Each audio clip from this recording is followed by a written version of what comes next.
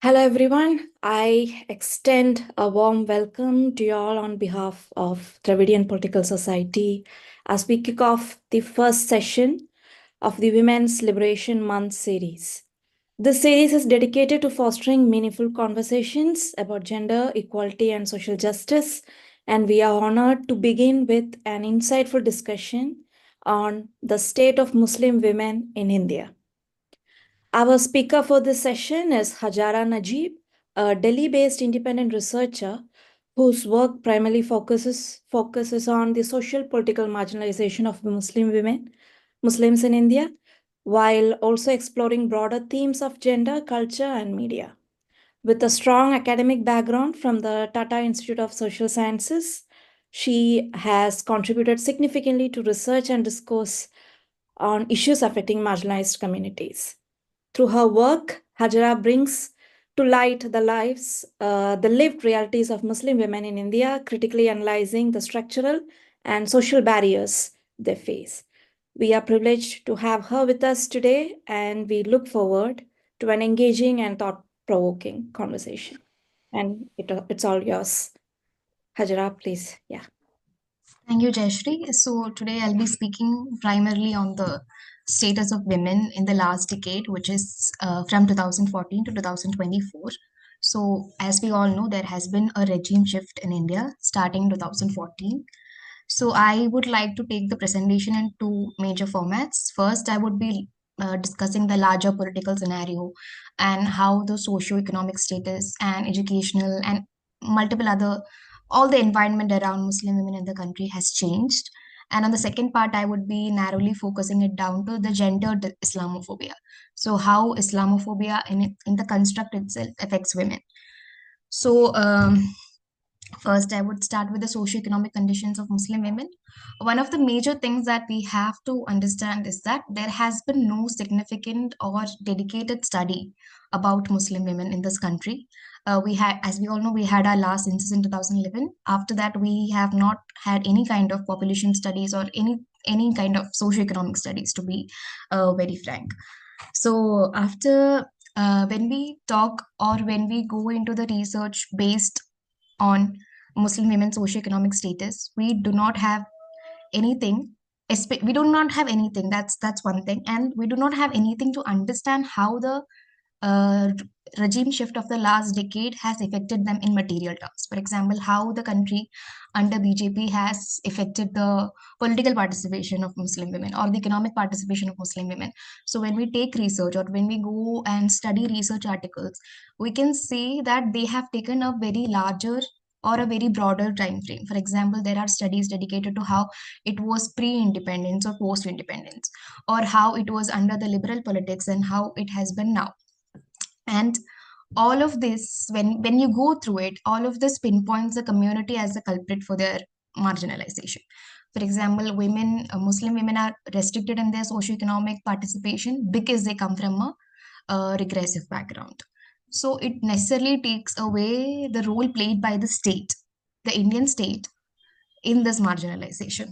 So, and this we all know that governance and governance accountability has a major role to play when it comes to the social economic marginalization of any community, especially women, because we all live in a patriarchal environment, and the country right now, it lives in an Islamic regressive environment.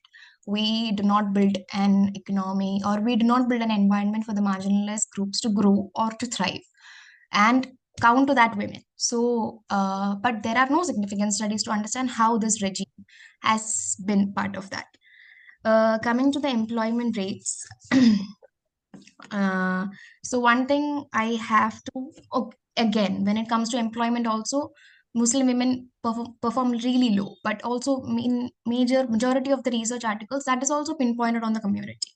Women are not participating in jobs, or they don't have economic opportunities because they come from this regressive religion which does not permit them to go out and which does not permit them to work.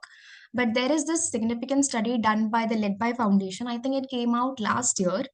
So they did a study where they sent, I think they did it in collaboration with Maulana Azad National Urdu University. I'm not very sure.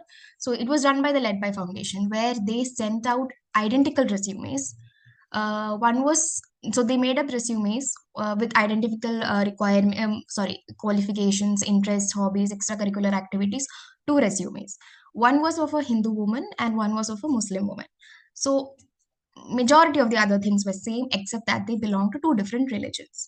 So they send it out to multiple people. It was all applied to entry level jobs. It was on, I think they both were of commerce related jobs. They send it out, and the study showed that the Hindu women got 21% of those applications came back. They reverted back showing interest, while the Muslim woman only got 10.3, which is almost half of it. So that itself shows, even if Muslim women have educational qualifications or anything in par with other communities, just because they come from this different religion or this different identity, their economic participation immediately gets restricted. Also, we are also living in this employment phase where DEI initiatives get a lot of current. But the problem is that all of these DI initiatives, especially in India, and especially in the economic and corporate sector in India, it is only restricted to the gender. So where is the intersectionality in that gender? So that's also a question. And also, other major sub theme when it comes to socioeconomic conditions is government schemes. Again, there is no research or there is no enough study to understand how Muslim women participate in government schemes. There are major reports. One is brought by SPECT Foundation, which shows that the Muslims cannot, Muslim minority communities in different parts of Assam, Uttar Pradesh, and other states, they are being barred from the government schemes and participating in government programs, especially Manrega. But we don't know what exactly is happening with Muslim women. But we can assume, if Muslim community itself is being restricted, we can assume what is going to be happening with Muslim women. So the next part is the legal and policy part. So the first thing is that major happened is triple talaq. It was championed as one of the major or watershed movement in Muslim women's, uh, I don't know, activist phase, or it was championed as one of Muslim women's right. So, but how did it perform?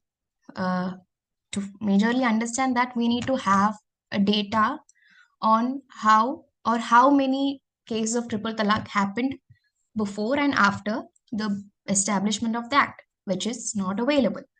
So why did you bring a legal policy framework like this, which had caused currents to and fro arguments again, like for many, like, such a long time? So the major idea behind bringing legal and policy frameworks that concerns with Muslim women in the last decade, you take UCC, Uniform Civil Code, you take a triple talaq, you need to take everything, anything. One thing is that one intent is that you need to criminalize the community, because some civil matter like marriage or divorce was treated as a criminal subject. So that itself shows that the intent is not to bring any kind of reformative changes for Muslim women. It is to criminalize the community. So also, the thing is that taking something like triple talaq, it is in order to portray Muslim women as this abusive, regressive, like inadvertently showing the entire community as abusive and regressive, and also Muslim women as helpless victims who need the Hindu state to protect them, because the Muslim state or the Muslim governance authorities or any kind of organizations are patriarchal. So the entire religion is patriarchal, the men that comes with is patriarchal, and any kind of organization that comes with it is patriarchal, and the Muslim women are helpless. So Hindu state needs to save them. So that was the entire idea behind this legal policy framework of triple talaq. The same goes for UCC also. The main point here is that if you need to bring like really like material changes, one of the major things is that we have a vibrant Muslim women student population, because we have a young population. So one of the major ways is to give reservation policies. But when you see last year, one of the major um, I don't know, one of the major policy measure for Muslim students, also Muslim women students, was the Maulana Azad scholarship, which got discontinued. So you take fundamental programs and significant programs like this and give tokenistic and other things, which in the long run affects the community and creates a bad image of the community, and you promote those things. So Manu was Maulana Azad scholarship was discontinued, and we all saw what happened in Jamia's reservation recently. So the what happened is that the PhD reservation in Jamia and every program in Jamia has a mandatory 50 percentage reservation for Muslims. Among that, you have a mandatory female student population. So, a Muslim female student population is also a significant number is reserved for Muslim women students also.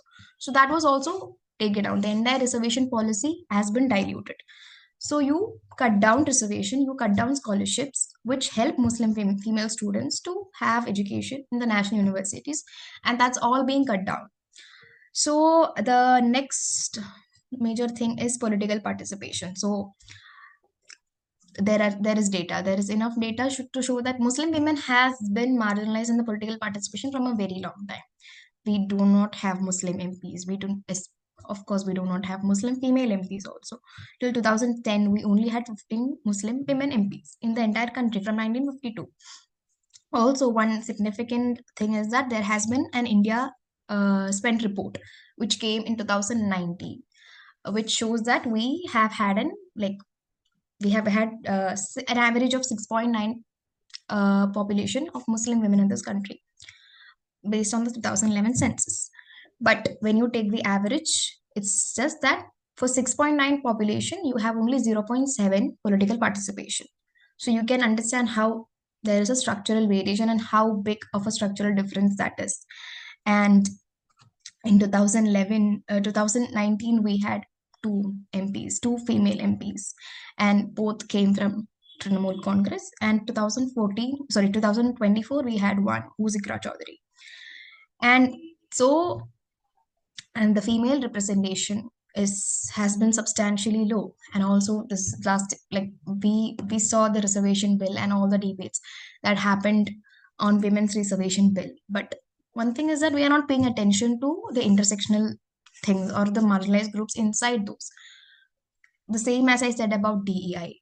So diversity, equity, and inclusion, you include all that, but is gender the only thing? Isn't religion, caste, and every other identity is coming into that? So the same thing for reservation also. But when you talk about Muslim women's political participation in the last 1 decade, one important and the most important moment was the Shaheen Bagh protest, which happened. So, so that was a reckoning. Till till that, we all thought Muslim women, like, of course, the upper caste Hindu propaganda surrounding Muslim women of was that they are submissive. They do not have opinion. They are voiceless. So when the women around Shaheen Bagh organized themselves against the Citizenship Amendment Act, so that was a very vibrant political reckoning of Muslim women itself. So it showed one of the major protests that happened in the country since independence. So and it also there was this campaign to call this protest an immature protest during the time, because it was primarily done by Muslim women and it did not have the backing of any political parties. So, so how do you validate Muslim women's political participation? Do they need to come from a certain political party, or do they need to have these qualifications? So, this association and organization between Muslim women is not considered as a political entity as itself. But the significant tremors that it created in the entire India's entire political history is huge and very significant. So that was one of the major things that happened last year. So now we can come to gendered Islamophobia. So I'll give an idea what gendered Islamophobia is that. So Islamophobia, we know, like the discrimination against Muslims and the religion. So in gendered Islamophobia, there are several other tactics that they use, other than the more significant things like lynching or hate speeches or hate crimes. So when they have a gendered nature, for example, they are using different tactics for women, or they are the Islamophobia, and those tactics related to that is just directed towards women, or or some things like that. So that can be the premise of gendered Islamophobia. So one of the major things around gendered Islamophobia that happened in the last decade was the ban on hijab. So the veil of Muslim women became this huge political symbol. Like, veil was seen as a covering, veil was seen as something that is preventing Muslim women from something. And again, the Hindu brothers has to chip in, and they have to chip in and save Muslim women. So that was the entire idea behind the hijab and the ban. So also this, even when you see these movies associated with propaganda and stuff, so it would have, for example, I remember this movie's poster 72 Hure something, I don't remember the name. So it had women with niqab and hijabs all over it. So veil is associated with terrorism, extremism, oppression, regressivity, patriarchy, sexism, and all of that. And the major point is that all of these are decided by men. Also, how Muslim women's bodies became an attack and became an entire battlefield and a ground to attack the religion. Like, then comes to substantiate that, I would talk about the bully by app and the Sully deals that happened in the last decade. So Muslim women like prominent Muslim women who were speaking for for the community and against the state or against the government was attacked. So first came the Sully deals, I think, in July 2021, and then came the bully by app. So activists and journalists, including I think Rana Ayub was attacked, Kuratulain Rehbar was attacked. So they woke up and they are seeing their images being circulated in multiple.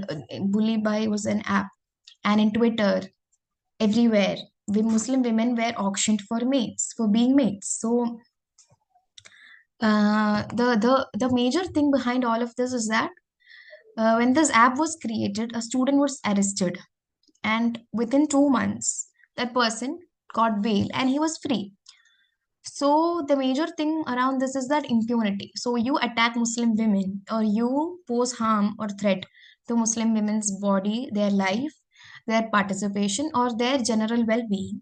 You attack it, you tear it apart, but there is this impunity. So it's just that um, Muslim lives are now, like, it's a no man's land. Like, you can attack it, you can take it, you can do whatever, and there is this impunity, and along with that, there is now appreciation. Like, you do it and you get appreciated by the state, you get rewarded for it.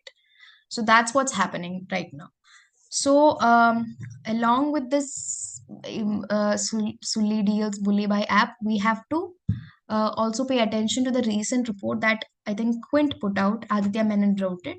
How there has been Instagram pages which circulate in mass Muslim women's pornographic AI circulated pornographic images, and they are pro Hindutva groups. And again, the veil is a major thing there. So in order to symbolize Muslim women, they use veil, and these images show this muscular Hindu men wearing all sorts of Hindu symbols like the Rudraksh and everything, and Muslim women being having niqab and hijab, and they are threatened, like on pictorial forms. They are being threatened, they are being attacked by these Hindu men, and these are being circulated by pro-Hindutva groups in mass numbers.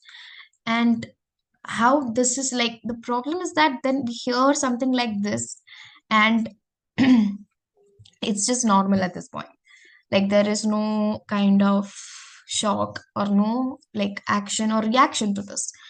And after that, I would like to come to my area. So I have done research on or I have done stories and reports on Muslim women who are associated with men who were killed by uh, quote unquote cow protectionists. So I did my report in Rajasthan. I did the report on the wife of Umar Khan who got lynched in Rajasthan in Alwar. So the thing is that the same thing, that there is this impunity, like you put Muslim lives in this regressive or very restricted socioeconomic conditions. You don't provide them with education, you don't provide them with employment, and that entire environment is being shackled. And on top of that, you put extreme violence on them. For example, cow lynchings, hate crimes, calls of violence, and everything. You put violence in brutal, real format on them. And the question is that where does these like when men are getting attacked on the roads, what what is that leaving the women with? So that is leaving the women with a perpetual state of helplessness. So that is where the helplessness comes from. That helplessness doesn't come from belonging to the certain religion or belonging to the certain community. That helplessness coming from this is being forced on these women by the state. So since 2014, this right wing government has been forcing this helplessness on women. Like, they are going to cut down all kinds of things. They are going to cut down your external or more structured things like education, employment. Those are the other, like, the ends of this your entire social capital. So they are going to cut down all of this, and gradually they are cutting down their immediate things, like their networks, like their families, their husbands, their children, and they're being left alone. So the women are being left alone to live in this perpetual state of fear and helplessness. So and even that's what's happening in the rural areas of like women in rural areas are always in the perpetual state of fear. So when you come to Muslim women, in when they are outspoken or in this urban areas, they are talking about it, they're identifying it, and they're talking against it. There is also this perpetual state of fear. You're going to write about something. For example, when you take the women or the women who have been affected by this entire Sulibai Bulibai thing, the thing is that they are outspoken women. They are outspoken Muslim women who was talking for the religion and against the policy measures of the government. So they were also attacked. One day they woke up and they saw their images being circulated online by different people with slurred comments and everything. So the thing is that the conclusion of this entire thing is that this government or the last 1 decade has put Muslim women in this perpetual state of fear, which doesn't come, I'm repeating, which doesn't come from the religion, it comes and it forced by the state. So yeah.